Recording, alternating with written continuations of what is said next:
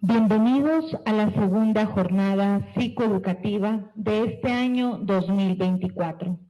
Esta jornada hace parte de nuestra celebración de los 75 años de fundación que se inicia el 16 de marzo de 1949 al 2024. Hoy, con la presencia de ponentes internacionales, la geriatra Irene Ale Siles y el neurólogo Domingo Sánchez, quienes hablarán de intervención y atención multidisciplinar en demencia. Recuerden que el objetivo de esta jornada psicoeducativa es generar promoción y prevención en la salud mental de la comunidad en general. Las preguntas o inquietudes que tengan se realizarán al finalizar la presentación de los profesionales. Además, queremos contarles que pronto daremos apertura a un nuevo servicio para ustedes. Se trata de psicogeriatría. Contaremos con los mejores profesionales para el cuidado de nuestros adultos mayores. Si quieres obtener mayor información, contáctate a los teléfonos 723-7786 y 729-9605 o también al celular WhatsApp 322-836-7566. Para adquirir tu certificado, deberás seguir las siguientes instrucciones. El certificado virtual para las personas que están conectadas, no publicar el correo electrónico en los comentarios de esta transmisión, ya que Facebook nos puede restringir el acceso. Es obligatorio compartir en Facebook Live, darle me gusta y comentar la transmisión con @destacar. Diligenciar el formulario de inscripción que estaremos enviando durante la transmisión. Recuerda que el certificado virtual solo se enviará a personas que no residan en la ciudad de Pasto. Para las personas que están aquí en el auditorio, al finalizar la presentación, proyectaremos un código QR para que puedan registrarse e instantáneamente les llegará el certificado a sus correos inscritos. Deberán subir una historia o estado de su participación de nuestra jornada psicoeducativa, etiquetándonos @Hospital Perpetuo Socorro o en su Instagram o Facebook. Está totalmente prohibido realizar pautas publicitarias o mención a otras instituciones que no correspondan ni tengan alianza con Hermanas Hospitalarias Pasto. Muchísimas gracias. Recibimos con un fuerte aplauso a nuestros ponentes. Bueno, muchas gracias, Verónica. Como ha dicho nuestra compañera, nosotros somos médicos, ¿de acuerdo? Y trabajamos en un centro hermano de Hermanas Hospitalarias que está ubicado en Barcelona, en España, ¿de acuerdo? Trabajamos en una unidad de psicogeriatría y hemos venido aquí para ayudar al desarrollo de una nueva unidad de psicogeriatría que se va a hacer aquí en el Hospital Perpetuo Socorro de Pasto, ¿de acuerdo? No sé si algunos de ustedes ya acudieron a la primera jornada psicoeducativa que tuvo lugar el mes pasado, que fue acerca de la introducción a la psicogeriatría, ¿de acuerdo? Y hoy vamos a proseguir con estas jornadas, ¿de acuerdo? Y vamos a hablar de la atención e intervención multidisciplinar en demencia, ¿de acuerdo? En primer lugar va a hablar mi compañero, el doctor Domingo, que es neurólogo especialista en demencias, va a comentar un poquito las demencias a grosso modo y después yo hablaré acerca del síndrome confusional agudo o delirium, ¿de acuerdo? Muchas gracias a todos y bienvenidos. Hola, buenos días. Bueno, pues bienvenidos y espero que disfruten de la sesión de hoy.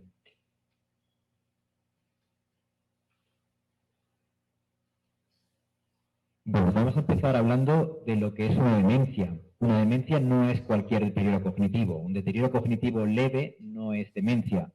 Es un deterioro cognitivo moderado que produce una alteración de la autonomía del paciente. El paciente va a depender de una tercera persona que será la que lo cuide, ¿no?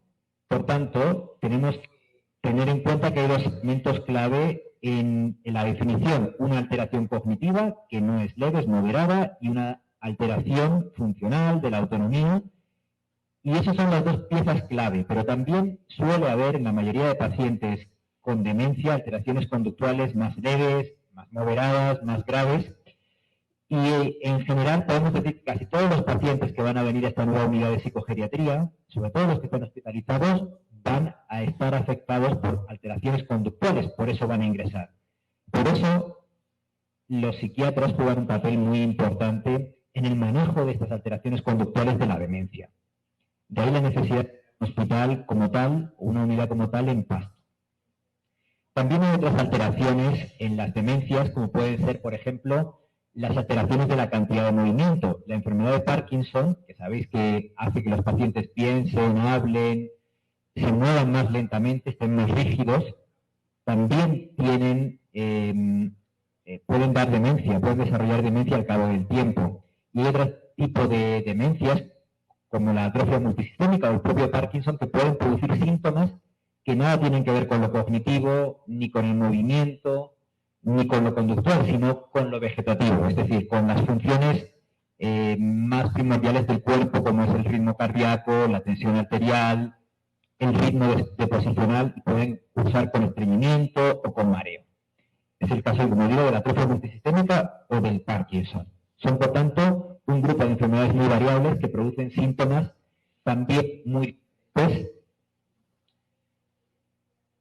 Esta es la definición del DSM de demencia. La demencia, por tanto, implica una alteración cognitiva que suele ser la memoria, más algún otro alteración cognitiva. ¿Cuáles son esas alteraciones cognitivas? Alteraciones del lenguaje, que se llaman afasias, alteraciones del reconocimiento de objetos y personas, que se llaman agnosias, alteraciones de la capacidad para organizarse, para planificarse en el día a día, para inhibir estímulos emocionales impulsivos, que se llama alteración ejecutiva o síndrome disejecutivo. También las alteraciones de las praxias, las llamadas apraxias, que son alteraciones de movimientos aprendidos y voluntarios como consecuencia de la enfermedad, normalmente neurodegenerativa. Y tienen que producir alteración funcional. Prefiero repetir esta idea varias veces porque es clave. El principal factor de riesgo de todas las demencias, como ya dijimos en varias ocasiones en el anterior psicoeducativo, es la edad. Y el paradigma de las demencias neurodegenerativas es el Alzheimer, por ser la más frecuente, como veremos a continuación. Lo llamativo es que la prevalencia, que es la frecuencia poblacional de cualquier patología, va aumentando de manera exponencial, de manera tal que entre los 65 y los 70 años es de 1,5%. 1,5% de la población va a tener esa demencia. Se va duplicando cada 5 años, de manera que entre los 70 y los 75 tendremos el 3%. Entre los 75 y los 80, el 6%. Entre los 80 y los 85, el 12%. Un cuarto de la población entre los 85 y los 90 va a tener esta enfermedad, la enfermedad de Alzheimer, la demencia tipo Alzheimer. Y por encima de 90 podéis imaginar que más de la mitad de la población que sobrevive a estas edades puede desarrollarla.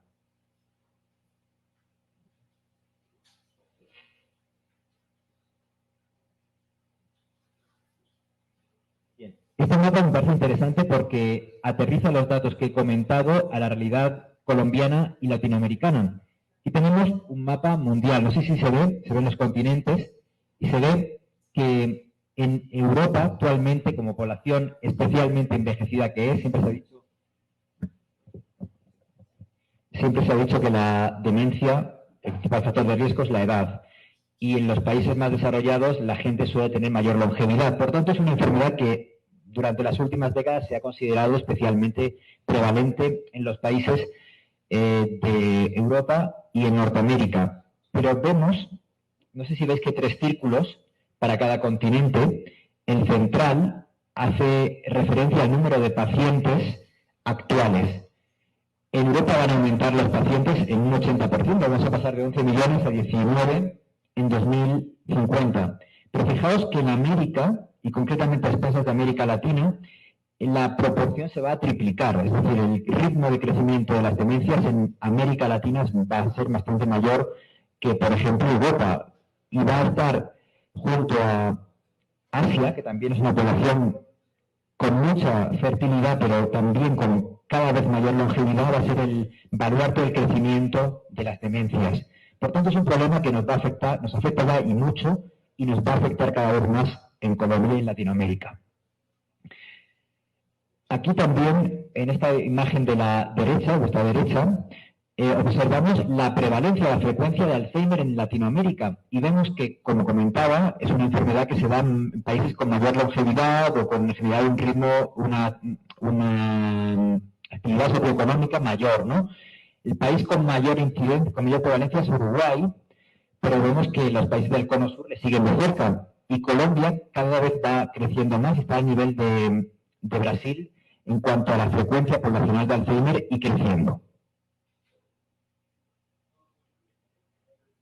Y este es un poco más de lo mismo. Vemos aquí los países con más prevalencia de demencia. Vemos que Japón, Italia, España y Alemania están compitiendo en ese podio simbólico. La primera cifra que veis es la prevalencia en 2021, es decir, prácticamente en la actualidad. Vemos que Colombia está, como decía, un poquito por detrás de Brasil y un poco por encima de China. Y como vemos, en 2050, que es el punto rojo que observan a su derecha, España, Italia y Japón van a componer el apretado podio.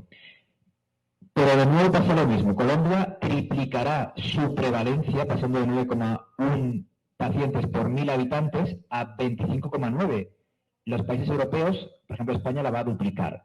Con eso digo todo, porque ¿y a qué se debe esta circunstancia? Pues se debe básicamente a las pirámides poblacionales.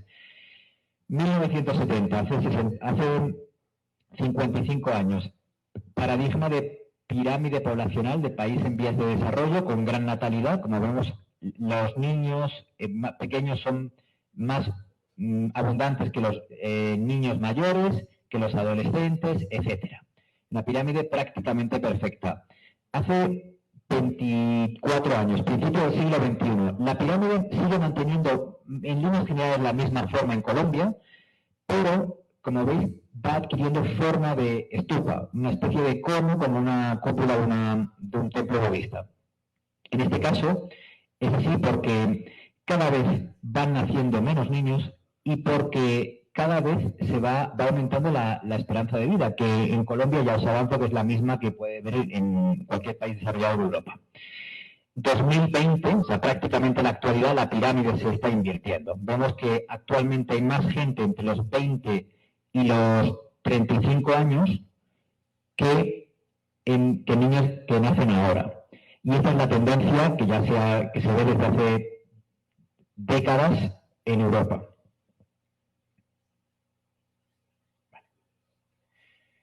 Y la razón por la que están aumentando tanto y van a aumentar todavía más las demencias, porque tienen que ver con la edad.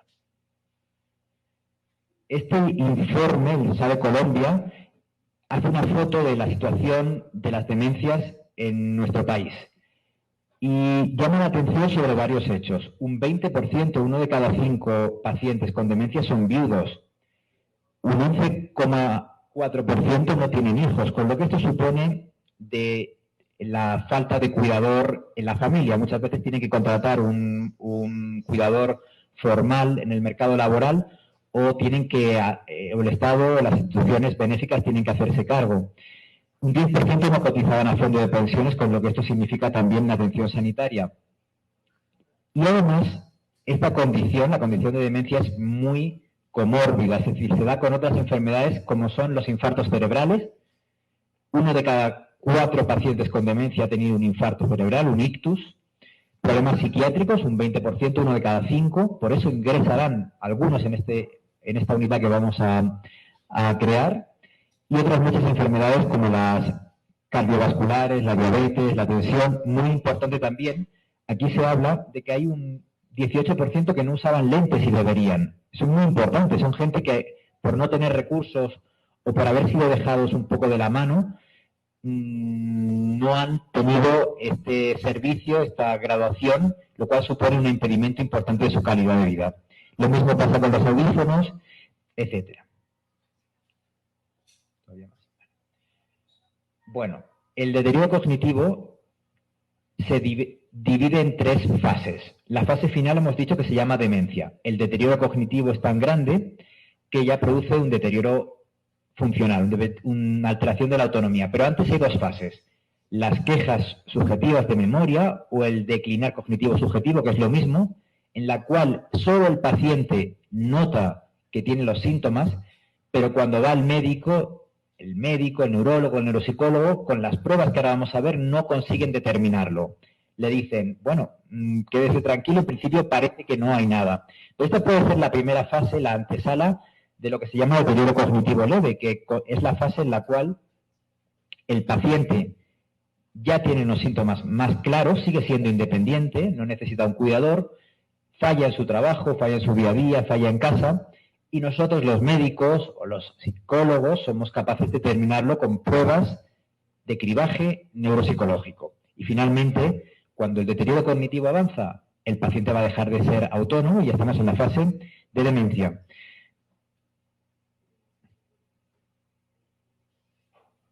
Bien, primer pilar hemos dicho que es la cognición.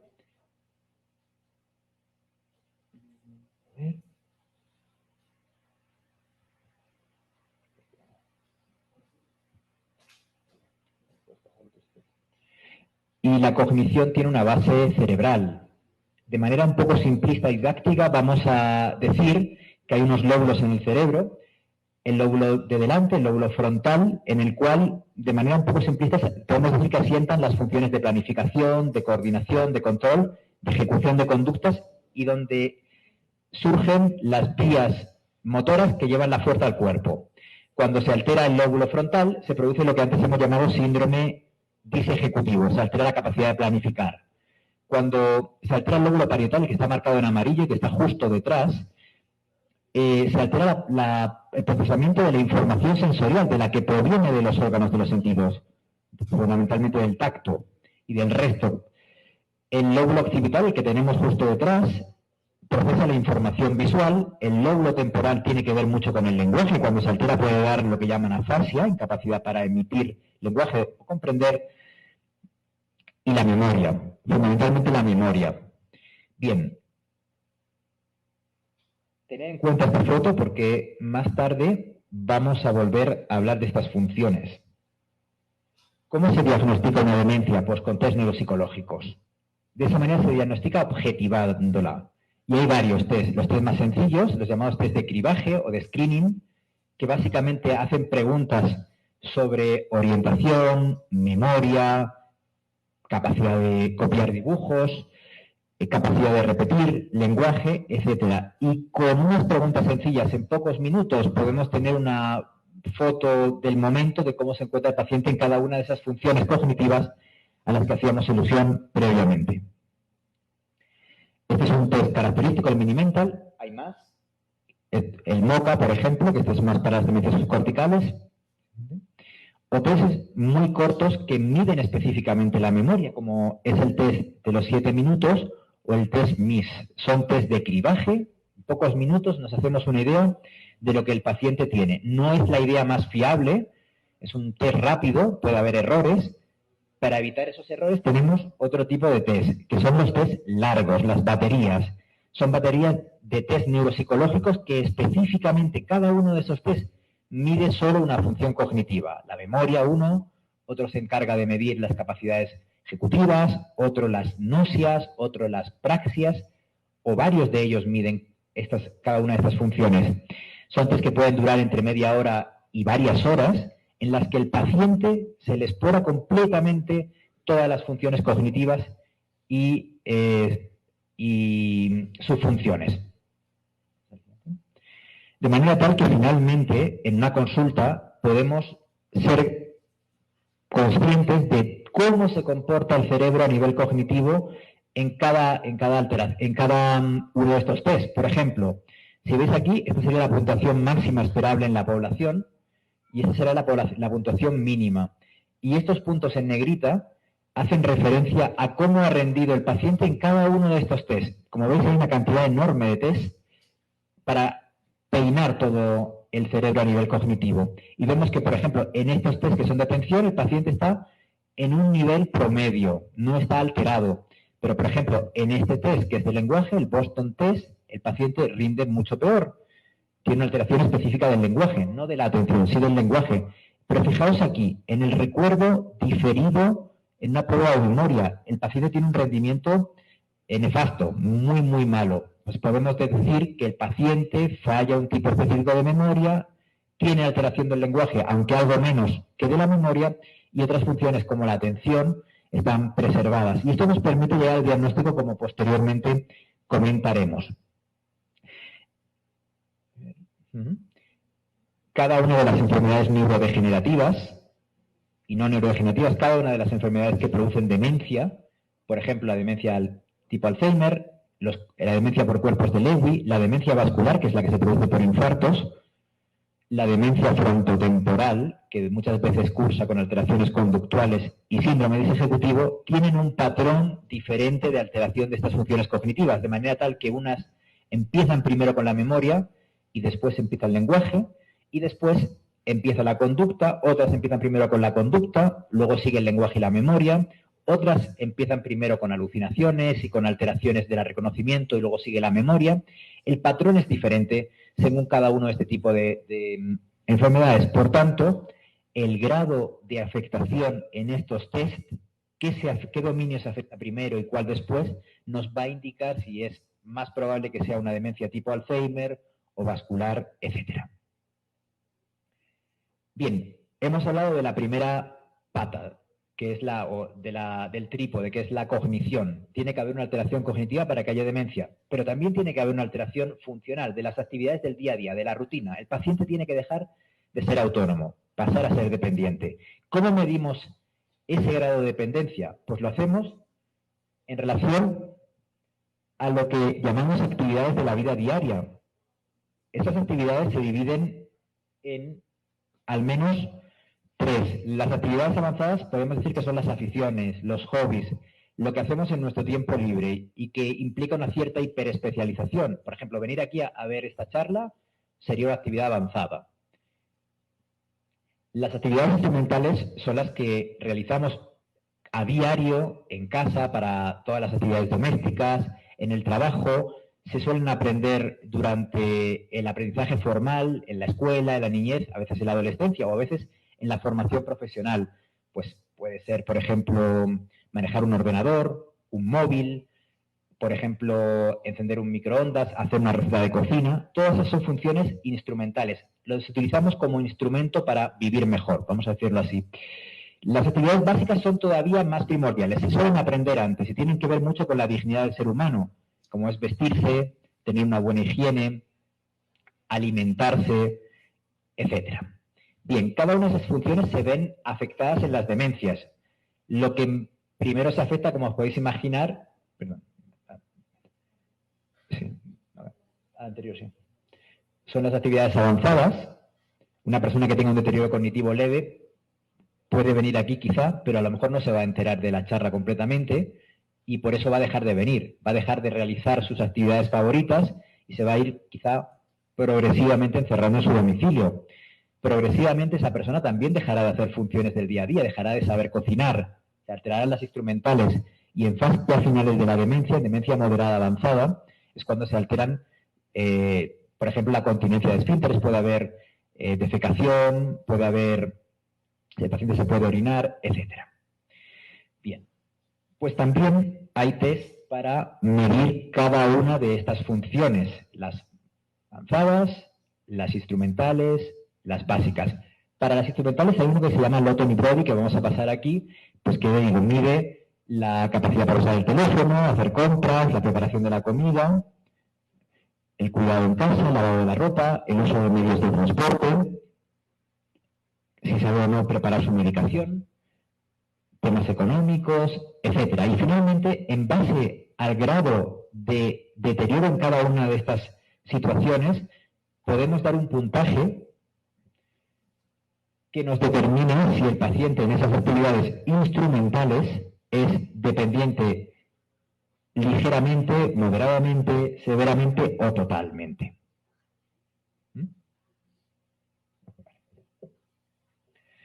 Las actividades básicas, las que decía que tenían que ver con el vestido, el lavado, arreglarse, las deposiciones, la micción, para ello utilizamos una escala, por ejemplo, como la del Bartel, pasamos, y de nuevo, según la puntuación que demos, preguntamos si puede usar el retrete, si lo puede usar solo, si lo puede usar con supervisión, si necesita que le hagan todo. Eso da un puntaje diferente para ese ítem y después lo sumamos con el resto.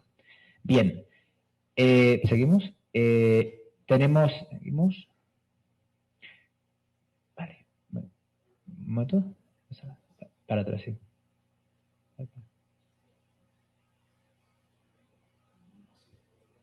Espera un segundo, déjame ver. Para atrás. Para atrás. Vale. Y lo mismo aquí. Con las actividades básicas tenemos un puntaje que es la suma de las preguntas que hemos hecho en cada uno de esos ítems. De la misma forma, como el paciente se deteriora de manera global, tenemos escalas como esta que nos permite ver las actividades básicas y las instrumentales en el mismo test. Pasamos a la siguiente. Bien.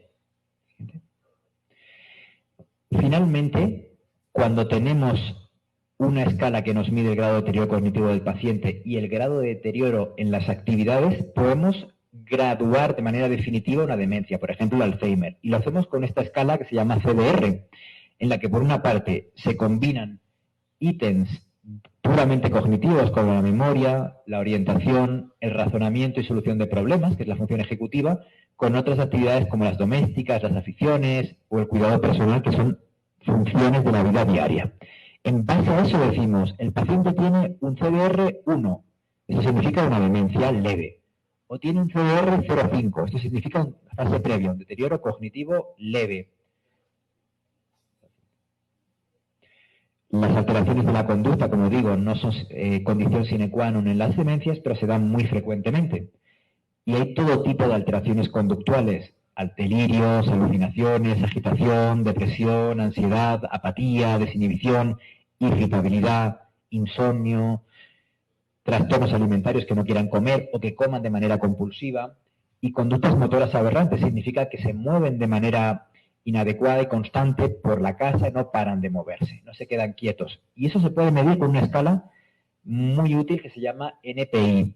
Esta escala lo que hace es, cada uno de estos síntomas conductuales los gradúa en base a la frecuencia con la que ocurren al paciente, o sea, ocurren muy a menudo, a veces o rara vez, puntuaciones diferentes, con qué severidad o gravedad le ocurren, porque le pueden ocurrir con intensidad leve, con intensidad moderada o con intensidad grave, y las puntuaciones son diferentes según esa intensidad. Y muy importante, al fin y al cabo el paciente y la familia es un binomio, qué impacto tienen en la vida emocional de la familia o del entorno, que puede ser un impacto importante, moderado, leve.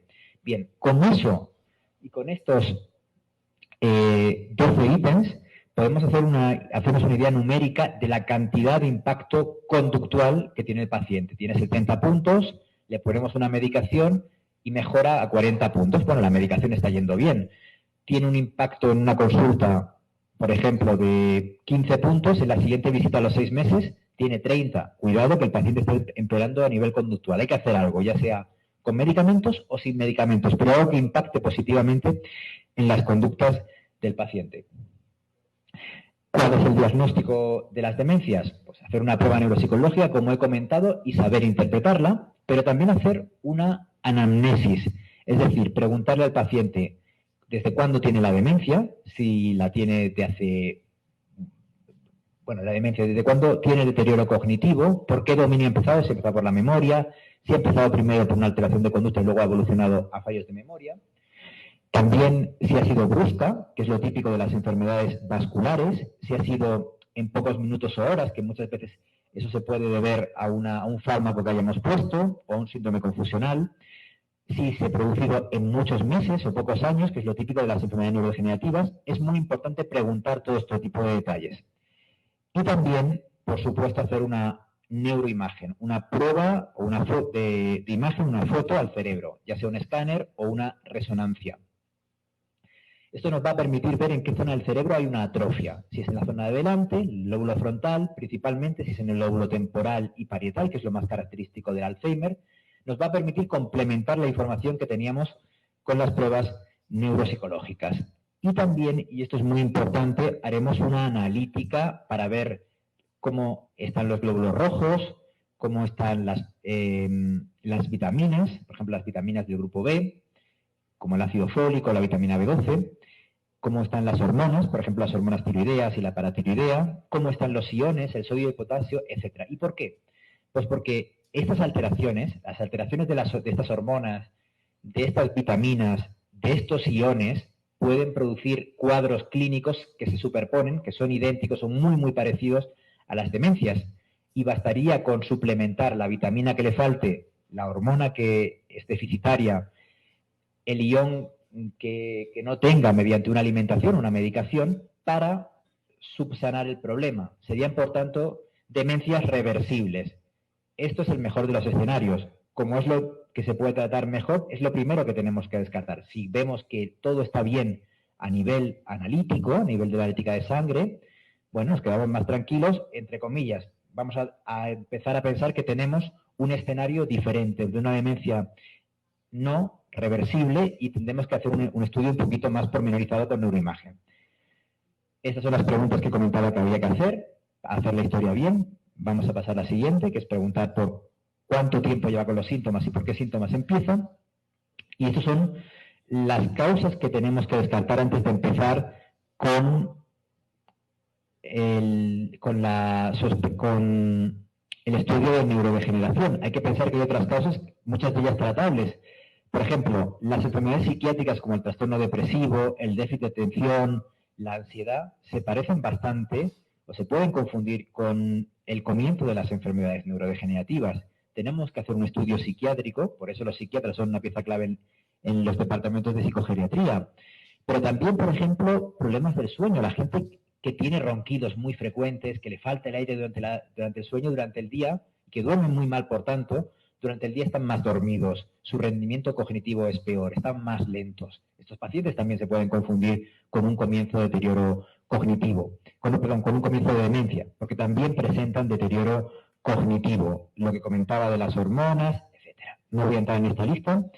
Los medicamentos, otra cosa muy importante, cuando tenemos un paciente que tiene fallos cognitivos leves, primero tenemos que examinar la medicación que toma, especialmente si toma psicofármacos, fármacos para el sistema nervioso central, antidepresivos, ansiolíticos, antipsicóticos, porque muchos de ellos tienen un efecto anticolinérgico. Un efecto anticolinérgico implica que llega menos acetilcolina al cerebro. La acetilcolina es el neurotransmisor que más se asocia con la cognición, con la atención. Es posible que le hayamos bajado ese neurotransmisor con estos fármacos para tratar una depresión, una ansiedad, etcétera, y le hayamos causado como efecto adverso una pérdida de memoria. Bien, pues bajamos a dosis menores o cambiamos a un psicofármaco análogo que tenga menor potencial anticolinérgico. Bien. Estamos en un foro de la Sociedad Civil de Pasto. Creo que lo más adecuado aquí, más que hablar de medicina y de aspectos específicos, es hablar de qué cosas se pueden hacer para evitar que ocurra la demencia en 20 años, en 40, 60, dependiendo de la edad en la que tengáis. Se sabe que hay factores modificables y hay factores no modificables. Hay factores de riesgo en los que podemos contribuir con nuestra acción diaria para evitar que aparezca la demencia, y otros que nos vienen de fábrica y no podemos cambiarlos. Este último es claro, es la genética. Si tenemos padres o abuelos con demencia, tenemos más probabilidades, más papeletas de que nos toque. Pero hay otros que sí. ¿Y cuáles son esos? Pues son fundamentalmente los cardiovasculares, que son los más importantes. Hay más. Por tanto, vamos a pasar a la siguiente diapositiva. Vamos a ir edad de la vida por edad de la vida, viendo cuáles son los más importantes. aquí hay un niño, no sé si veis bien la imagen, pasamos de la niñez a los ancianos y vemos que, por ejemplo, cuando son niños, lo más importante es vivir en un entorno sano, sano a nivel socioeconómico, con buen ambiente prenatal, que los bebés no estén expuestos a tóxicos ambientales, alcohol o hábito tabáquico en los padres. Cuando son un poquito mayores, cuando son niños, la educación es muy importante, dar una muy buena educación, estimular un tipo de personalidad resiliente, que sea capaz de afrontar los retos que le van apareciendo en el entorno escolar o con compañeros de manera activa, evitar, por supuesto, el consumo de sustancias en la adolescencia, buscar trabajos que sean estimulantes física y cognitivamente, no los trabajos pasivos. Por supuesto, ya en edades un poquito más avanzadas, bueno, toda la vida, buscar una dieta sana, una dieta, por ejemplo, la dieta mediterránea o la dieta que se toma en Colombia de manera tradicional también es muy sana porque tiene muchas frutas, verduras, hortalizas, legumbres. En la edad media de la vida, en torno a los 30, 50 años, es muy importante pues, evitar el tabaquismo y la obesidad. Se ha visto que la obesidad, especialmente en la fase media de la vida, entre los 30, 40, 50 años, puede ser un factor de riesgo para desarrollar con 70, 80 años una demencia. Los traumas craneales, golpes fuertes en la cabeza. También se ha visto que en esta edad media de la vida aumentan el riesgo de desarrollar en un futuro demencia.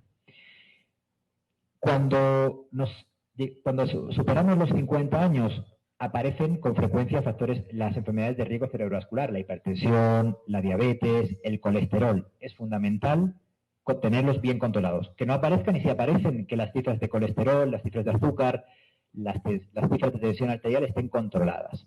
Porque si no, hay más riesgo de que a partir de los 70, 80 años desarrollemos demencia. Por supuesto, el estrés laboral también es un factor de riesgo. El trabajo hay que saber gestionar las emociones y no estresarnos, y para eso hay muchas técnicas. El sedentarismo. El sedentarismo a partir de los 50 o 60 años también se ha relacionado mucho con la aparición posterior de demencias. La actividad física es es la panacea para evitar este problema.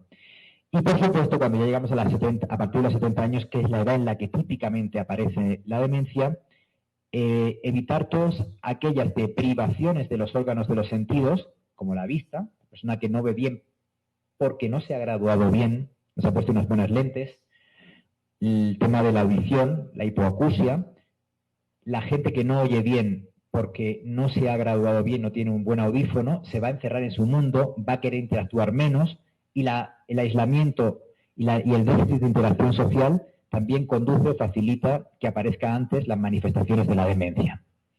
Por tanto, es muy importante tener en cuenta que cuando un paciente está teniendo estos fallos hay que intentar evitar que se aísle, intentar darle compañía, darle conversación. Es muy importante evitar el aislamiento social y ser conscientes de que estos factores que he comentado, en más de la mitad son prevenibles. O sea, más de la mitad del riesgo que tenemos de desarrollar demencia lo podemos controlar a lo largo de nuestra vida, en cada momento de nuestra vida, con estas acciones que he comentado. ¿Cómo producen todos estos factores de riesgo una demencia? De manera muy diversa. Lo pueden producir porque aumentan el estrés oxidativo en el cerebro, porque inducen la neurodegeneración, porque inflaman el cerebro. Hay muchísimos mecanismos, en esto no voy a entrar.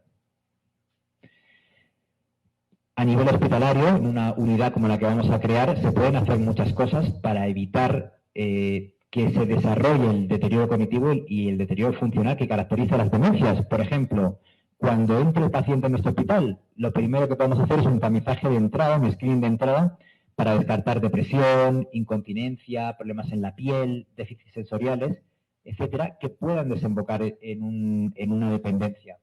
Pero también evitar al máximo las sujeciones físicas y químicas mediante fármacos.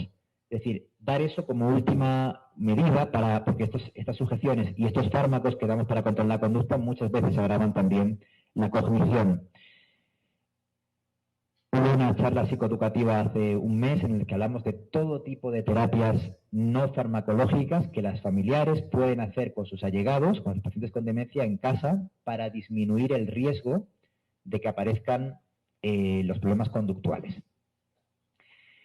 Por supuesto, un trabajo interdisciplinar. Esta unidad que vamos a crear va a estar liderada por psiquiatras, gerontólogos, médicos generales, psicólogos, terapeutas ocupacionales, todos hablando el mismo lenguaje en torno al paciente para, desde nuestra perspectiva única, llegar a mejorar la calidad de vida del paciente. Integrar la rehabilitación precoz en la unidad que os comento de psicogeriatría, que se va a abrir próximamente, habrá también fisioterapeutas, y un largo etcétera como el que aparece aquí descrito. Bien, ¿qué podemos hacer entonces en casa? Pues en casa, con los pacientes que tienen deterioro cognitivo leve, es decir, que todavía son autónomos, podemos facilitar que no se olviden las cosas con agendas, con calendarios, marcándolo todo, para que cuando salgan de casa, miren, se acostumbren a mirar el calendario. Ah, mañana tengo el médico. Ah, he marcado ayer que me faltaban tomates en la despensa. Pues vamos a comprarlos, ¿no? Es muy importante ayudarle con ese tipo de rutinas. Como médicos tenemos que simplificar al máximo la medicación. A veces los pacientes llevan mucha medicación y no es necesaria tanta.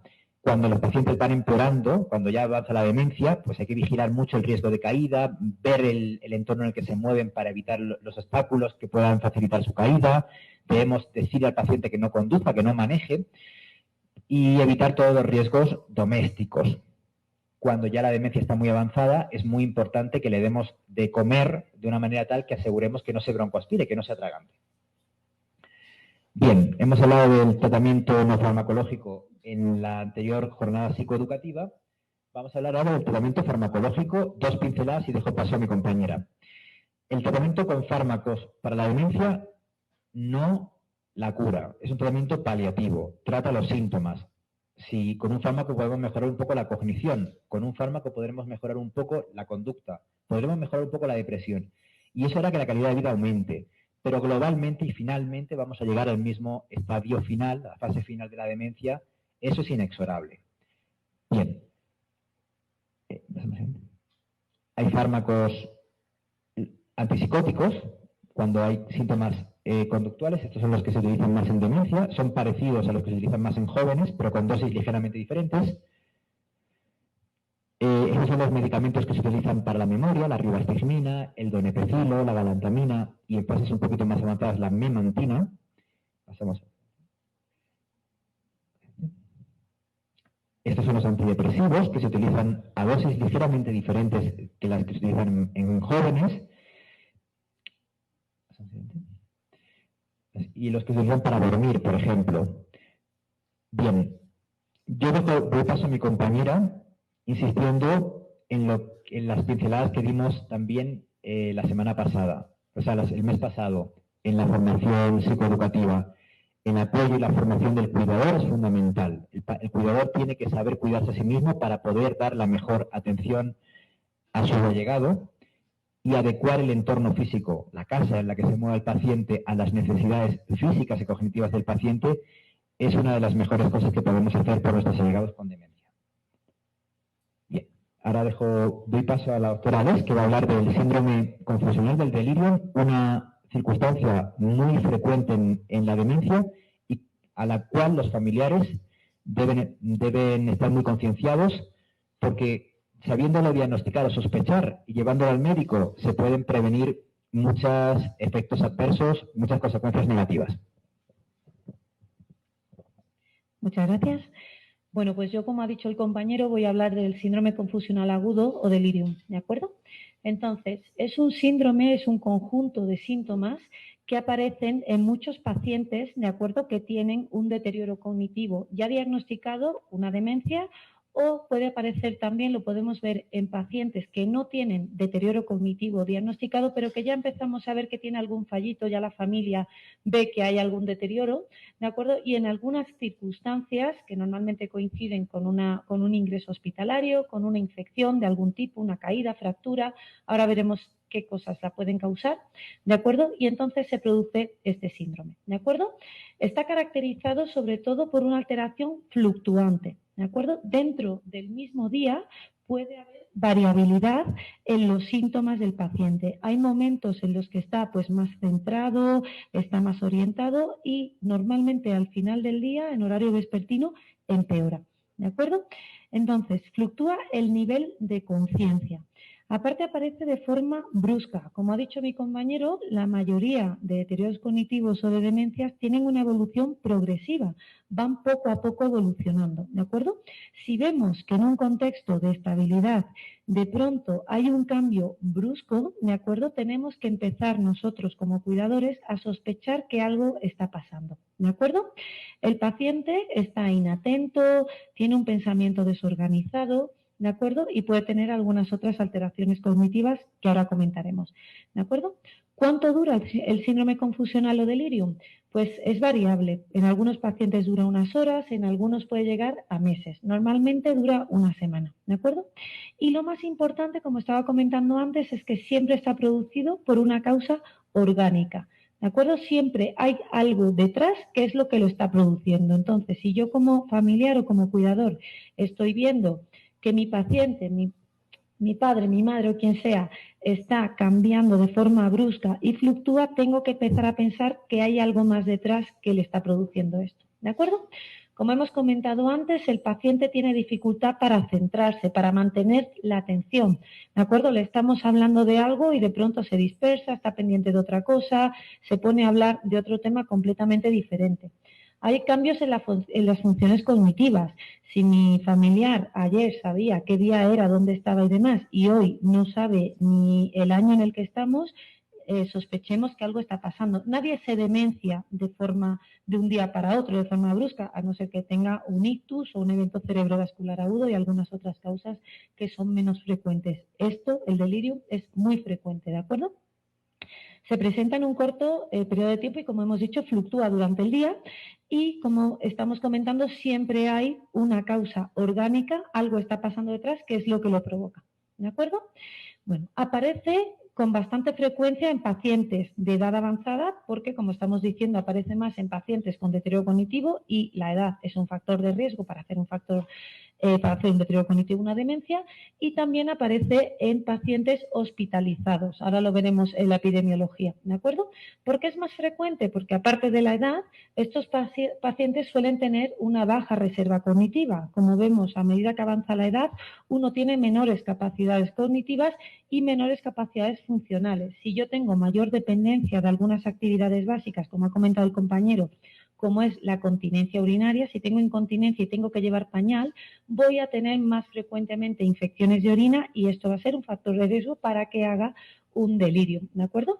La limitada visión o la audición, como hemos dicho, ¿de acuerdo? Son pacientes que tienen muchas enfermedades y que todas ellas se pueden descompensar una a una o a la vez, ¿de acuerdo?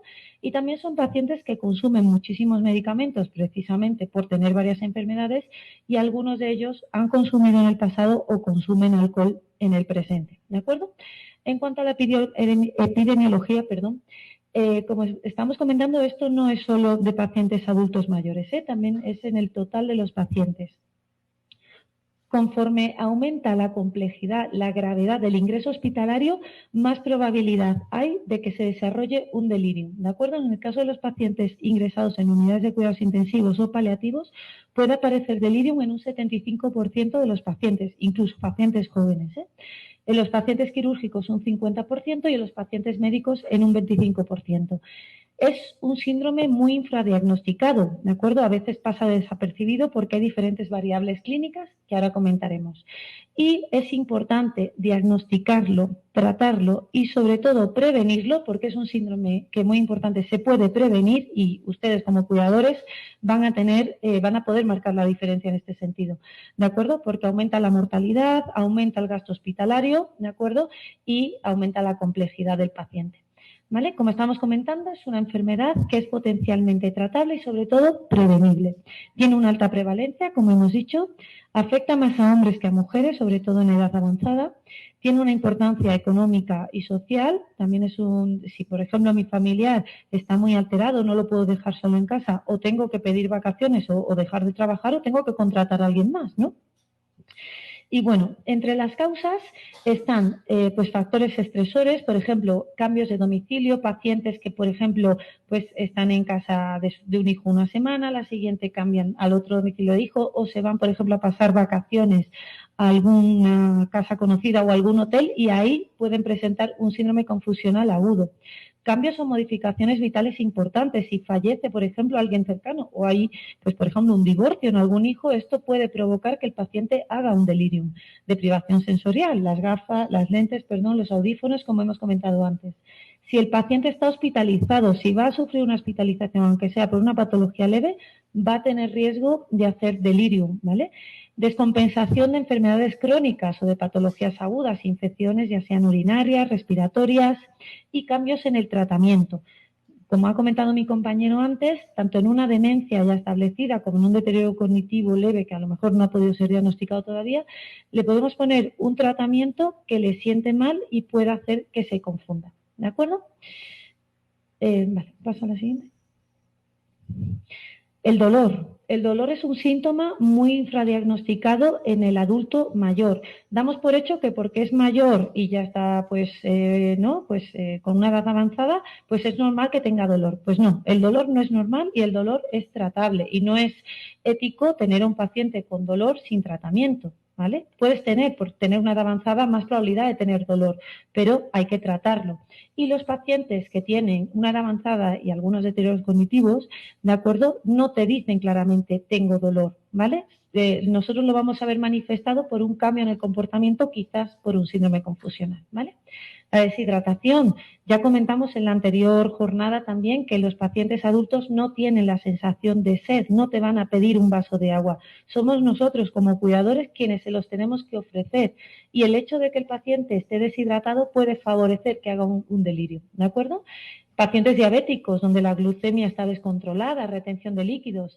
También pacientes que hacen una retención urinaria, no sé si os ha pasado alguna vez con vuestros familiares, o estreñimientos, por ejemplo, ¿vale? ¿Qué síntomas pueden aparecer que me hagan sospechar que hay un delirium? Pues como hemos comentado, un empeoramiento cognitivo brusco, disminuye la capacidad de concentración, de atención, las respuestas están más enlentecidas, el paciente está confuso. Alteración del estado general. Hay varios tipos, ahora los veremos, puede ser hipoactivo o hiperactivo. En el hipoactivo el paciente está pues con una reducción del movimiento, está más apagado, no interacciona tanto. Sin embargo, en el hiperactivo el paciente está inquieto, agitado, alterado. Cuando normalmente estaba estable, de pronto cambia bruscamente su conducta, ¿de acuerdo? Y se vuelve más inquieto. Puede haber cambios en el apetito, en la alteración del sueño, como hemos comentado antes, suele empeorar el síndrome confusional, al final del día, en horario vespertino. También puede haber cambio en el comportamiento. Digo que una frase muy, muy típica que dicen los familiares cuando vienen a urgencias y que normalmente es un síndrome confusional agudo es mi padre se ha vuelto loco o mi madre se ha vuelto loca, ¿no? De un día para otro no es el mismo, está teniendo alucinaciones, no sabe dónde está, pues aquí hay que sospechar que pueda ser un delirio. Y también aparecen síntomas psiquiátricos como ideas delirantes o alucinaciones. Puede decir que está viendo gente en casa que no está, animales, bichos. Esto nos tiene que hacer sospechar que algo está pasando. ¿Vale? En cuanto a la clínica, inicio agudo, de un día para otro. Hay una fase prodrómica, que esto es antes de que aparezca el síndrome confusional per se y que lo podamos diagnosticar. Y es que el cuidador, que lo conoce perfectamente al paciente, ya está viendo que algo está cambiando. No es el mismo de siempre, está un poquito más irritable, inquieto, a lo mejor le molesta más la luz o los sonidos, puede haber trastornos del sueño, ¿de acuerdo? De hecho, los trastornos del sueño suelen ser los primeros síntomas, ¿vale? Hay que estar pendiente cuando un paciente descansa bien y de pronto deja de hacerlo.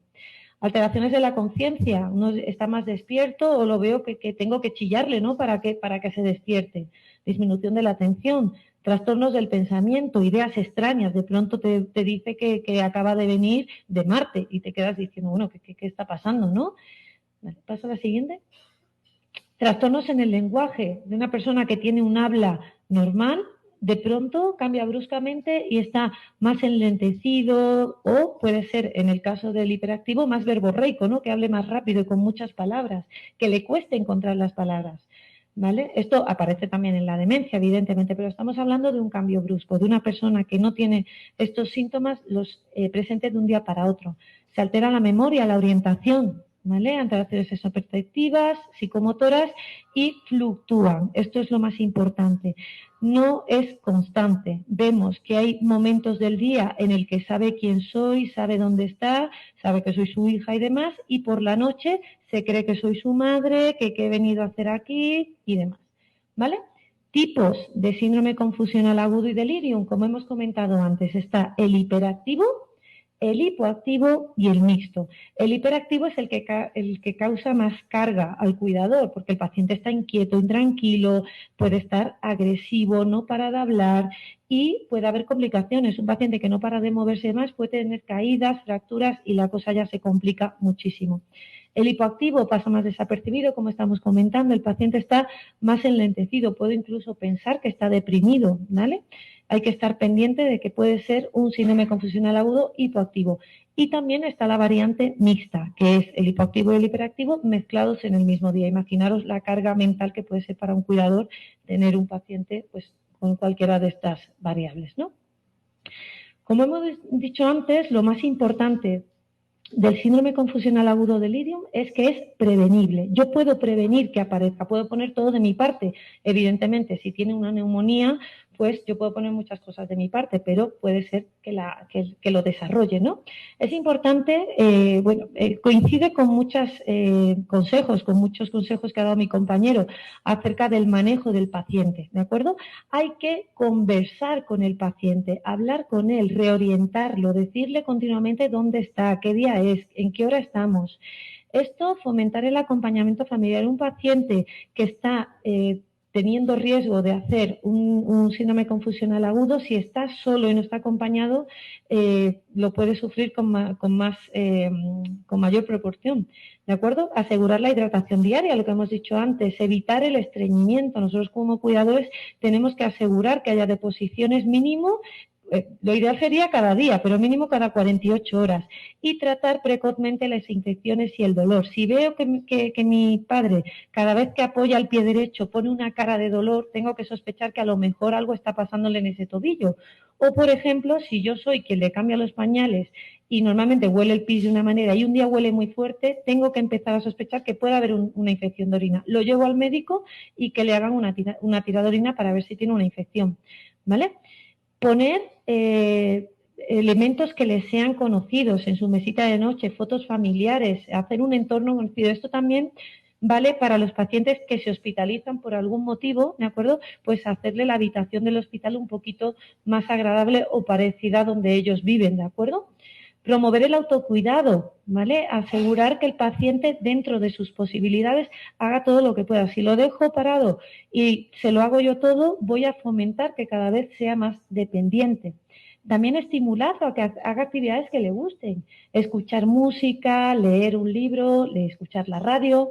También evitar el uso prolongado de la televisión. A ver, si es una película o algo así que le gusta, que es tranquila y demás, bien, pero estos tipos de programas que está la gente chillándose o que pueden aparecer, por ejemplo, en el telediario, ¿no? Situaciones de violencia y demás, esto no es recomendable, ¿vale? Perdón. El paciente se tiene que movilizar todos los días y sobre todo en la hospitalización. Muchas veces el paciente se hospitaliza, ingresa y se queda en la cama durante días. Esto es muy, muy, muy perjudicial para el paciente adulto mayor. Tiene que movilizarse todos los días. Hay que evitar el exceso de descanso diurno. Si yo durante el día estoy haciendo siestas porque estoy aburrida, porque nadie me está estimulando, por la noche no voy a querer dormir. Y esto va a favorecer que se invierta el ciclo sueño-vigilia y que haya más probabilidad de hacer delirium. Lo que hemos comentado antes de las lentes, los audífonos, las dentaduras, si los llevan tienen que llevarlo continuamente e incluso durante el ingreso hospitalario. También una buena iluminación de la ventilación, una temperatura agradable y evitar ruidos extremos. ¿De acuerdo? Recordad que el delirio es prevenible con medidas no farmacológicas, que son las que hemos comentado hasta ahora, se puede prevenir hasta un 30 o un 40%. Por eso es tan importante que vosotros como cuidadores, pues favorezcáis todo lo posible este tipo de medidas. Sin embargo, una vez que aparece el delirium como tal, una vez que está establecido, también pueden aparecer complicaciones y también una vez con el delirium establecido, puedo hacer cosas que eviten que haya complicaciones secundarias a esta. Por ejemplo, con un delirium hiperactivo, como estamos comentando antes, se favorecen las caídas. Con el hipoactivo también, porque está más adormilado y se puede caer. Pasa a la siguiente, por favor. ¿Vale? ¿Cómo evito que haya, por ejemplo, fracturas en un paciente que tiene caídas? Pues, por ejemplo, poner una cama baja o incluso hay momentos en los que hay que echar el colchón al suelo si hay riesgo de que el paciente se tire de la cama. ¿Vale? También hay si por ejemplo aparecen úlceras por presión porque el paciente está hipoactivo, no se mueve de la cama y demás, pues tengo que curar regularmente las zonas de riesgo, hidratarla. Esto lo comentamos en la primera jornada psicoeducativa de este 2024. También la dependencia funcional, hay que evitarla, que el paciente se vuelva dependiente. Por eso sería lo ideal estimular la marcha, como hemos comentado antes, que el paciente se movilice a diario. Y si está ingresado, pues sí puede ser que sea valorado por terapia ocupacional o por fisioterapia, ¿de acuerdo? En cuanto a la incontinencia, tratar las infecciones de orina, lo que hemos comentado ya. Y en cuanto a la desnutrición, en un síndrome confusional agudo, sobre todo hiperactivo, en el que estamos comentando que el paciente no para de moverse, caminar rápido, está agitado, está inquieto, como os podéis imaginar, aumenta el gasto metabólico, por lo tanto aumentan las demandas calóricas. Por eso es importante que el paciente esté bien nutrido. A mí, como cuidador, me gustaría que siguiera una dieta equilibrada, como ha comentado antes el compañero. Pero si no quiere comer una dieta equilibrada y lo que le gusta son las natillas de chocolate, pues le doy natillas de chocolate. Prefiero que se coma 2 natillas de chocolate a que no coma nada en todo el día. ¿Vale? ¿De acuerdo? Muy bien. En cuanto al tratamiento, una vez ya establecido, tiene que ser rápido y sistemático. Como hemos comentado, siempre el síndrome confusional agudo, tiene una causa debajo que lo provoca. Si es una infección, pues hay que tratarla siempre. Si es estreñimiento, pues habrá que poner laxantes o aumentar la fibra en la dieta, ¿vale? Y también, aparte de la causa que lo está provocando, hay que tratar la sintomatología. Si el paciente está teniendo alucinaciones y esto le provoca también pues mucho malestar, habrá que poner tratamiento pues antipsicóticos para tratar esto, ¿de acuerdo? El tratamiento puede ser no farmacológico o farmacológico. El farmacológico no voy a entrar en él, ¿de acuerdo? Porque es algo más médico, pero en cuanto al no farmacológico, que es en el que vosotros como cuidadores podéis intervenir, sí que voy a comentar algunas cosas, ¿vale? En cuanto a medidas generales, pasa a la siguiente, por favor. Esto sobre todo en pacientes que están ingresados, ¿de acuerdo? Hay que mantener las constantes vitales, que el paciente tenga una tensión mantenida, estable. Nosotros, como los médicos, tenemos que suspender los fármacos que sean sospechosos de haber causado el síndrome confusional agudo, asegurar una adecuada nutrición. Y en cuanto a la restricción física, cuando el paciente no para de moverse y demás, a ver, lo ideal es no tener que contener al paciente nunca. Pero, evidentemente, si peligra la vida del paciente o peligran otras personas, ¿de acuerdo? O se impide el manejo terapéutico, en algunos casos, pues es necesario. Esto se evalúa de forma individual de cada paciente, ¿vale? Y después, importante, la intervención ambiental. Lo mismo que hemos comentado, para prevenirlo, sirve para tratarlo. La habitación tiene que estar iluminada. Lo ideal es tener un acompañamiento. Hemos dicho que siempre empeora por la noche. Si el paciente está hospitalizado y yo como hijo lo puedo acompañar, pues va a ser ideal, porque si el paciente se empieza a agitar por la noche, le cojo la mano y empiezo a hablarle, mi padre va a reconocer mi voz, va a saber que alguien cercano está cerca y esto lo va a calmar. Sin embargo, si está solo, empieza a chillar, viene una enfermera que no conoce de nada, le pone una medicación intramuscular, lo va a vivir como una agresión y todo esto va a empeorar bastante, ¿de acuerdo? Las ayudas para mantener la orientación, los relojes, calendarios, también explicarle. Puede ser que tenga un deterioro cognitivo, pero tienen todo el derecho del mundo a saber qué es lo que está pasando. Explíquenle, adaptándose a su capacidad de criterio, qué es lo que ha pasado, por qué está ingresado, ¿de acuerdo? Y hay que explicárselo las veces que haga falta, ¿vale? Proporcionarle las ayudas, como hemos dicho antes, movilización precoz, sueño-vigilia y, como estamos poniendo aquí, es muy importante que vosotros como familiares colaboréis, sois una parte indispensable, ¿vale? Os voy a poner 2 gráficos de la Sociedad Española de Geriatría y Gerontología acerca de que el delirium es prevenible, ¿vale? mediante estimulación cognitiva, audición y visión, movilización precoz, revisando medicación, favoreciendo el descanso nocturno y asegurando una correcta hidratación. ¿De acuerdo? Y esto es un cuadro que también se hizo por el Día Mundial del Delirio, que es el 15 de marzo, por cierto. Y bueno, aquí explica un poquito lo que hemos comentado, ¿de acuerdo? La clínica, qué es, otros síntomas que pueden aparecer. Importante, no todos los síntomas aparecen en todos los pacientes. Esto pasa igual con la demencia, ¿de acuerdo? Puede ser que el síndrome confusional agudo solo se presente por insomnio, ¿de acuerdo? Pero no por eso no hay que tratarlo, porque si no lo tratamos van a ir apareciendo más síntomas, ¿vale? Y medidas para prevenirlo, como hemos comentado. Aquí os dejamos los dos códigos QR. Estos son para vosotros que estáis aquí presentes en el auditorio, ¿de acuerdo? A las personas que están conectadas por Facebook, creo que se les ha facilitado otros dos QR, así que podéis registrarlos y así obtener vuestro certificado. Muy bien, pues muchas gracias y a continuación haremos un conversatorio. Si tenéis cualquier duda, cualquier pregunta, cualquier comentario que queráis hacernos, pues encantados de poder ayudaros. ¿Vale? Sí, disculpe. Sí. Tengo un familiar que se niega, que se niega a la alimentación adecuada, sí, y toma represalias contra su pareja, que ya también ella vive con él, sí, tiene unas conductas bastante agresivas, lo cual hemos tratado con medicamentos y hemos tratado de que pues el medicamento sea como más, ¿cómo se puede decir? Más acorde, porque toma demasiados medicamentos, aparte de eso tiene diabetes. Entonces, quería saber qué posibilidades hay de un tratamiento o una intervención que se pueda hacer dentro de la pareja o con la pareja de él, ¿sí? Porque en el instante que la ve, él se enoja y cambia constantemente de actitud. No sé si su familiar tiene un deterioro cognitivo o tiene una patología psiquiátrica. Vale. A ver, con respecto a la alimentación, a veces en pacientes con deterioro cognitivo hay que tener un poquito de mano izquierda. Por ejemplo, cuesta mucho que coman proteínas a veces, ¿no? A los que les gustan, por ejemplo, mucho los dulces, ¿vale? Pues hay formas de meterles proteínas sin que ellos se den cuenta. Venden en la farmacia suplementos proteicos en forma de polvos que se pueden añadir a, pues, si hacéis un sancocho, por ejemplo, le podéis echar estos polvos proteicos y aumentáis las proteínas, ¿de acuerdo?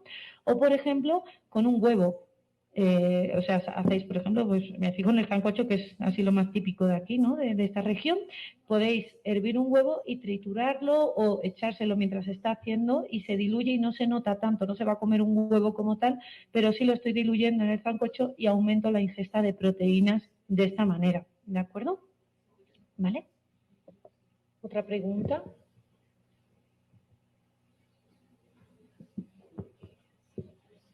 Por acá tenemos preguntas. ¿Pregunta? ¿No? ¿Alguien? Perdón, qué pena.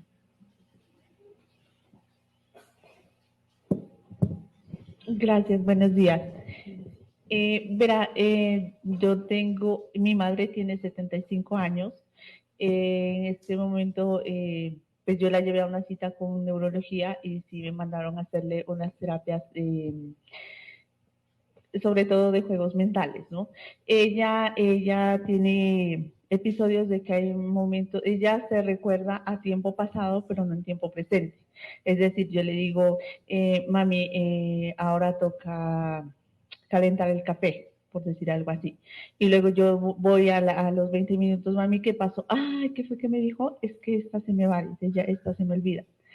En ese caso, usted lo sería un Alzheimer, principios de Alzheimer. Bueno, para determinar qué tipo de deterioro cognitivo es, como ha comentado mi compañero, hay que hacer una serie de test y una valoración completa, ¿de acuerdo? No me puedo aventurar a decir que es una enfermedad de Alzheimer simplemente por ese síntoma. Con respecto a la demencia, ¿vale? A la memoria remota que está refiriéndose usted, ¿de acuerdo? En las enfermedades neurodegenerativas funciona de forma, no sé si saben los botes estos que hay de arena de colores, ¿de acuerdo? Que está el azul abajo, el verde, tal y cual. La memoria se conserva así, la memoria de cuando éramos pequeños está en la parte baja y después, conforme la adolescencia, se van sumando memorias. En las demencias neurodegenerativas lo que ocurre es como si vinieran golpes de aire que fueran barriendo capas, ¿vale? Entonces es normal y es habitual que se acuerden de lo que hacían con 15 años, pero no se acuerden de lo que cenan ayer, ¿de acuerdo? Esto puede hacernos pensar que podría tratarse de una enfermedad neurodegenerativa, pero como le digo, hay que hacer una serie de test, unas pruebas de imagen y demás para establecer exactamente de qué tipo de deterioro cognitivo se trata, si es que es un deterioro cognitivo o puede ser alguna otra alteración, por ejemplo, pues un déficit vitamínico que también puede provocar a veces este tipo de déficit. ¿Vale? ¿Otra pregunta? Buenos días. Primero, muchas gracias. La pregunta está relacionada con mi rol como cuidadora. Mi madre tiene 90 años y por el momento se le pierden las cosas. Entonces, si las deja en un lugar y su memoria recuerda que fue en otro, entonces ella dice que le están tomando sus cosas. Si no los encuentra, entonces dice que le robaron. Y como yo soy la que vivo con ella es lógica y me dice, mira hija, si solamente vivimos aquí las dos y a mí se me han perdido las cosas, entonces ¿quién es que las ha tomado? Usted, ¿cierto? Y yo quedo pálida, pues porque eso no es así. La pregunta viene allí, ¿yo qué hago si yo sé que yo no la he tomado, pero ella no se acuerda? Y si yo le digo, es que yo no la he tomado, ella se enoja. Dice, no me lleve la contraria, usted las tomó y no lo acepta. Y eso hace que se altere, que se ponga un poco, hasta a veces agresiva, y llore, y entonces hace como un niño pequeño, una pequeña pataleta, y llora prolongado. Entonces yo me empiezo a desesperar porque digo, ¿y ahora cómo la calmo? Sí, a ver, esto es muy frecuente, pasa muy a menudo y es normal que con los familiares con los que pasan la mayor parte del tiempo, pues la tomen más, ¿de acuerdo? Una cosa que se puede hacer es dejar notas en la casa o, por ejemplo, en la nevera, colgar anotaciones. Por ejemplo, he dejado el monedero en el primer cajón de la mesita de noche, por ejemplo. Y cuando le pase esto de que no está allí donde ella creía que estaba y demás, venga, mamá, voy a llevarla a la nevera, mire, esto lo escribió usted, ¿ve? Ya sabe usted que tiene un problema de memoria y a veces pasa esto. Hay que tener mucha mano izquierda, hablar con mucho cariño, con mucha tranquilidad. Yo sé que esto a veces es complicado porque uno está muy cargado mentalmente al cuidar a una persona pues con esta enfermedad, pero hay que intentar tomarlo con calma. Y si vemos que el paciente está escalando, se está poniendo cada vez más nervioso, hay que intentar desescalar. No tiene sentido entrar en una pelea con él. No, te he dicho que yo no lo he cogido, que yo no... No, esto no tiene sentido ninguno porque es su propia enfermedad la que le está haciendo hacer este tipo de comentarios. Entonces, por mucho que duela que nos llamen ladrones, ¿no? Al final, es verdad, es que y además te lo dice tu propia madre, ¿no? Te sientes fatal. Pero hay que pensar que es por la enfermedad y hay que intentar, pues eso, intentar llevarlo de la mejor manera posible y si se está alterando mucho, venga, oye, ¿por qué no vamos a hacer algo que te gusta? No sé, vamos a escuchar un poquito de música, intentar cambiar un poco de tema, porque si nos quedamos ahí en el tú me has robado y sé que has sido tú y demás, es complicado salir. ¿Vale? Bendecido día para todos aquí presentes. Tengo dos preguntas. Cuido a dos personas, ¿sí? Una de ellas tiene 86 años, convive con sus hijos, sí, todo. Resulta que ella se acuerda muy claramente de su pasado, ¿sí? Pero, por ejemplo, si le serví sus medias nueves, ella más tarde está reclamando que no se le ha servido nada. ¿Se le sirve su almuerzo? Tampoco. ¿Le dieron de almorzar? No. Bueno, esa es una cosa. Porque en la mayoría, ¿sí?, de los abuelitos es ocasional ver y oír que son un poco tercos, ¿no? De que ellos no necesitan compañía, que pueden hacer sus cosas solos, bueno, y toda cierta situación. Resulta que cuido un señor que viene de San Francisco a sus citas médicas aquí. Sufre de la vista y de problemas de audición. Y resulta que los hijos trabajan pues más lejos, en Puerto Asís. Y ellos le dicen que sí, que necesita de un cuidador y todo no, porque él sufre de párpados caídos. ¿A qué se debe de que ellos todavía digan de que no necesitan una compañía? Si en verdad, en realidad sí la necesitan. Y el otro, ¿por qué el recuerdo del pasado y de lo que se hace instantáneamente no? Muchas gracias. Bueno, con respecto a por qué se acuerdan de lo del pasado y no se acuerdan de lo de ayer, lo que acabo de comentar, ¿no? La memoria se conserva de una determinada manera y se pierde desde la memoria más reciente a la memoria más remota, ¿de acuerdo? Por eso es por lo que se acuerdan de lo que pasó, pues cuando eran jóvenes y no se acuerdan de qué han comido, ¿de acuerdo?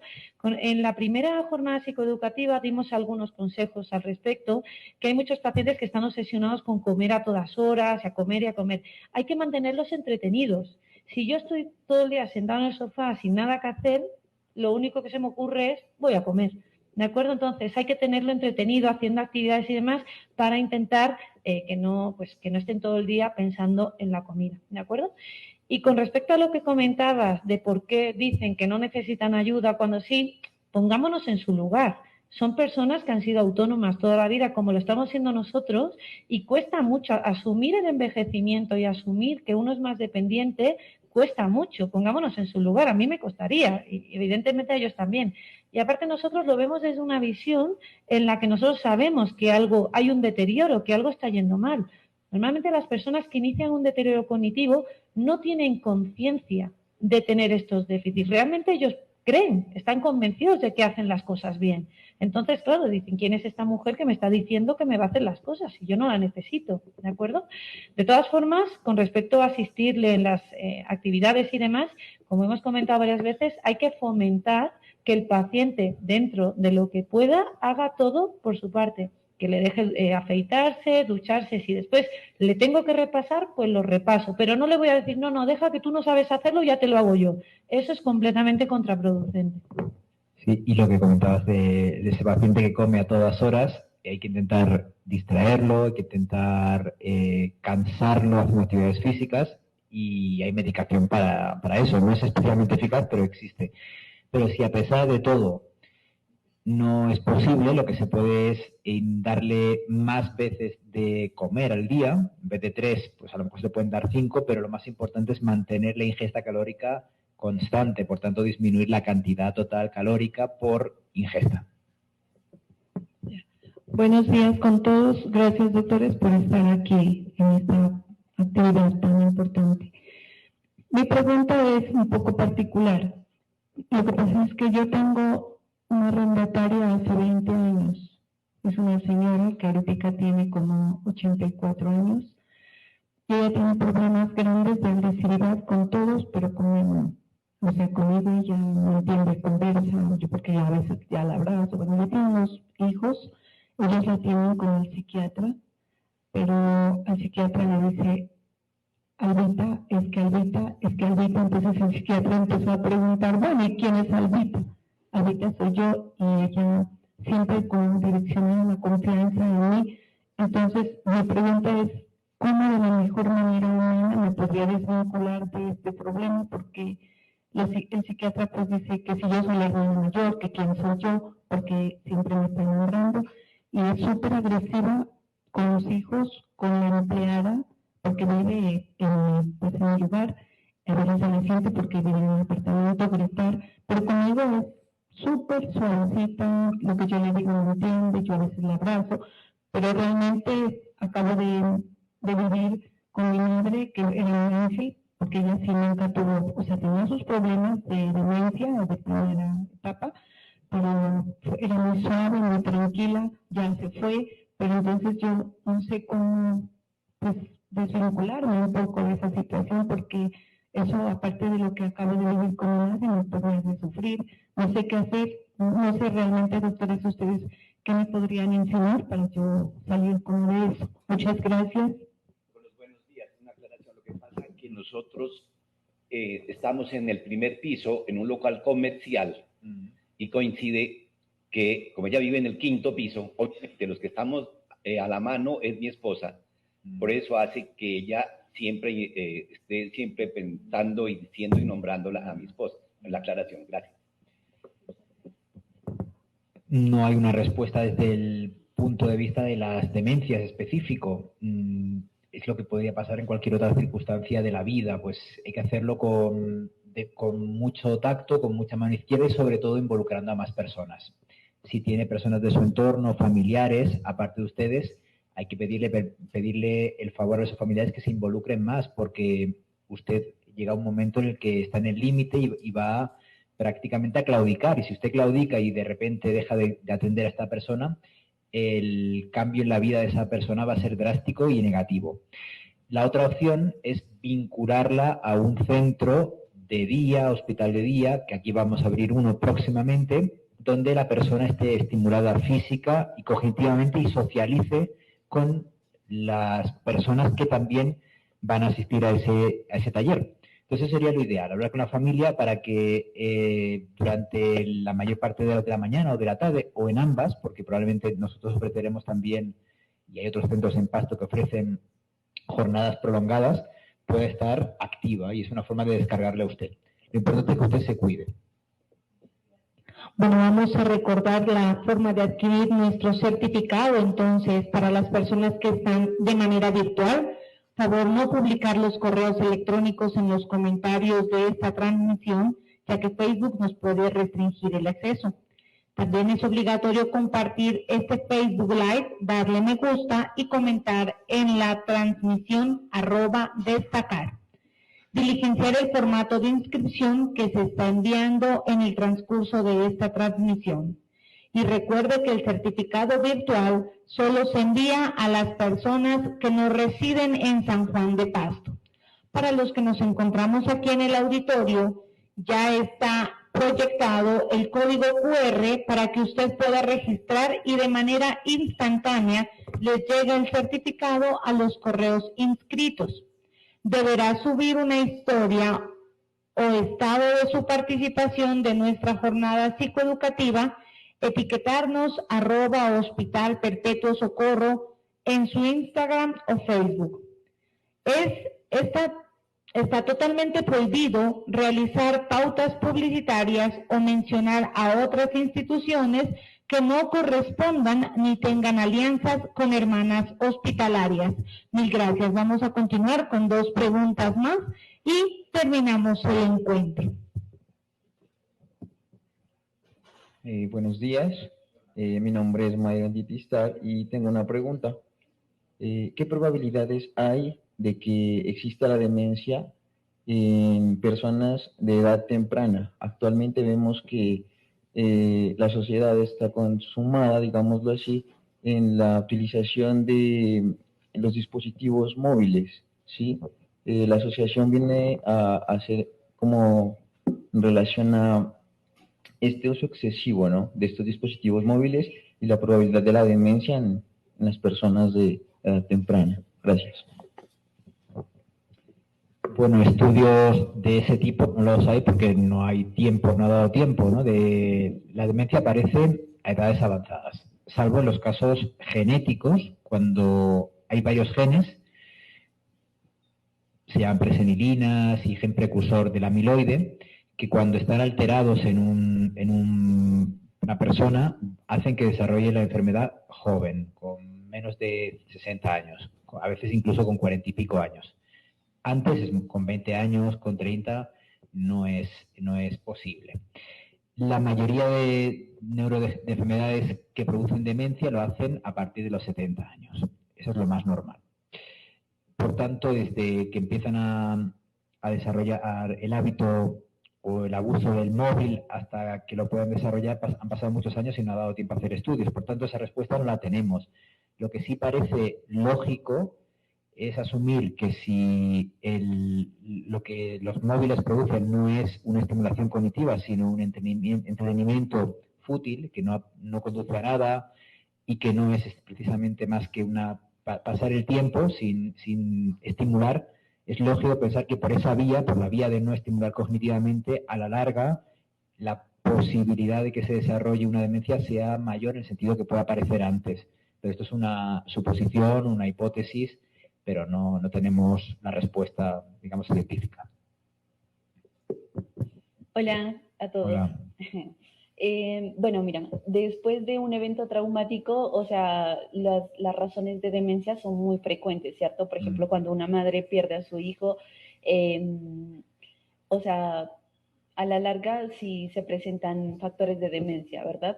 Entonces, si nosotros identificamos que su medio ambiente, el factor familia, el factor socioeconómico no son aprovechables para su salud mental y son muy desfavorables, ¿cómo podemos nosotros actuar? ¿Ser de apoyo o poder, no sé, aportar en algo para que eso no vaya degenerando mucho eso? O sea, hay factores de demencia no están diagnosticados y esos factores que necesariamente deberían ser apoyo no existen. Entonces, ¿cómo podemos nosotros desde un ámbito, no sé, humanista, digámoslo así, ser algo de apoyo? O sea, es mi intriga. ¿Desde qué ámbito nos estás hablando? ¿Cuál es el ámbito profesional en el que trabajas? Ah, vale.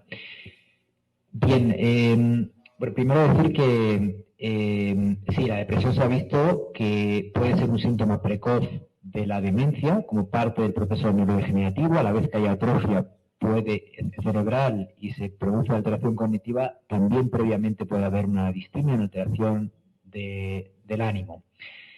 Pero el grado de evidencia de que una depresión en edad más precoz produzca demencia, hay estudios y la evidencia es más baja. Es decir, no es un grado de evidencia como por ejemplo puede ser en los factores de riesgo cerebrovascular.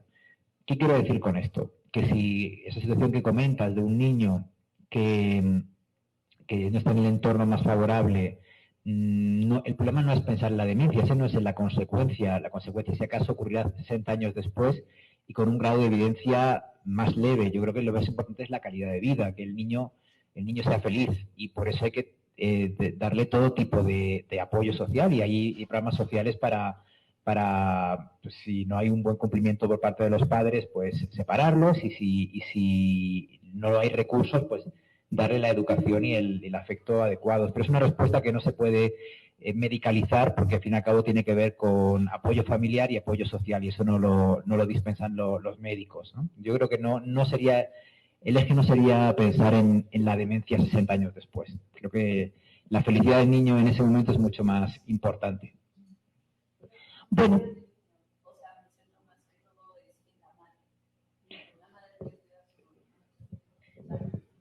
sí, pero a ver, tú te referías a que una madre pierda a su hijo, ¿no? Claro, esto hará una mayor probabilidad de que la madre desarrolle seguramente un síndrome depresivo, ¿de acuerdo? Y evidentemente hay que hacer un apoyo, un acompañamiento y por supuesto un tratamiento farmacológico en el caso de que sea una depresión que así lo requiera, ¿de acuerdo? Pero como estamos comentando, la depresión es un factor que evidentemente influye en poder desarrollar una demencia en un futuro, pero como estamos comentando, si esto sucede a edades tempranas de la mujer cuando es joven, lo que hay que asegurar es que esa depresión se revierta o se trate de forma adecuada. Lo que sí está claro es que si esa depresión se mantiene en el tiempo, no hacemos ningún tipo de tratamiento al respecto, evidentemente eso va a suponer que a lo largo de los años esté menos estimulada cognitivamente y pueda tener mayor probabilidad de tener una demencia en el futuro. Pero es que también va a aumentar la probabilidad de que pueda tener una autolisis o otras cosas. Quiero decir, nosotros lo comentamos como factores que pueden favorecer o que pueden influenciar en el desarrollo de una demencia, pero evidentemente a lo largo de la vida también pueden aparecer otras cosas secundarias a todos estos eventos que también hay que prevenir. Sí, bueno, quería decir esto porque lo hemos explicado de manera rápida. La mayoría de gente que tiene traumatismos craneoencefálicos no va a desarrollar demencia. La mayoría de gente que tiene depresión no va a desarrollar demencia. La mayoría de gente que tiene un carácter no resiliente no va a desarrollar demencia. Simplemente es un factor de riesgo, es decir, que aumenta el porcentaje de gente que lo va a desarrollar si tienes esa condición, la ansiedad y la depresión, respecto a los que no lo tienen. Pero no es un factor de tan alta capacidad predictiva como para pensar que necesariamente lo va a desarrollar. Creo que, como dice la doctora, es mucho más importante tratar la depresión, pero para mejorar la calidad de vida en ese momento, si tiene otros niños, que los niños se sientan queridos, etcétera, que la madre no se aísle en su síndrome depresivo. Bueno, para el cierre del evento de nuestra jornada psicoeducativa queremos comentarles que pronto daremos apertura a un nuevo servicio para ustedes.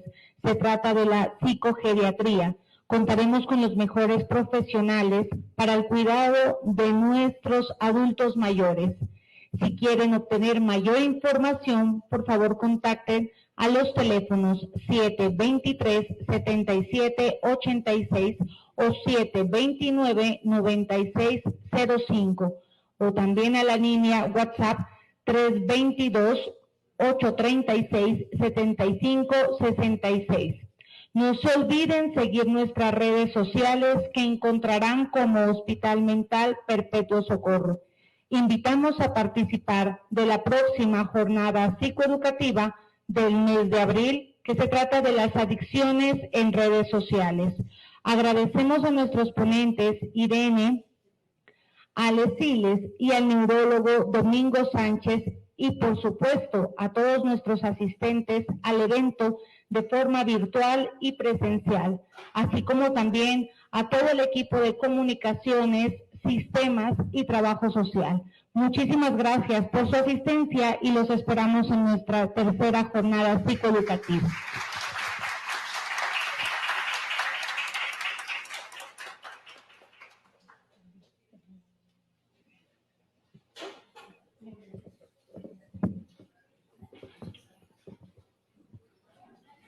El puntero, no olvidar el puntero. Venga, yo le recibo este.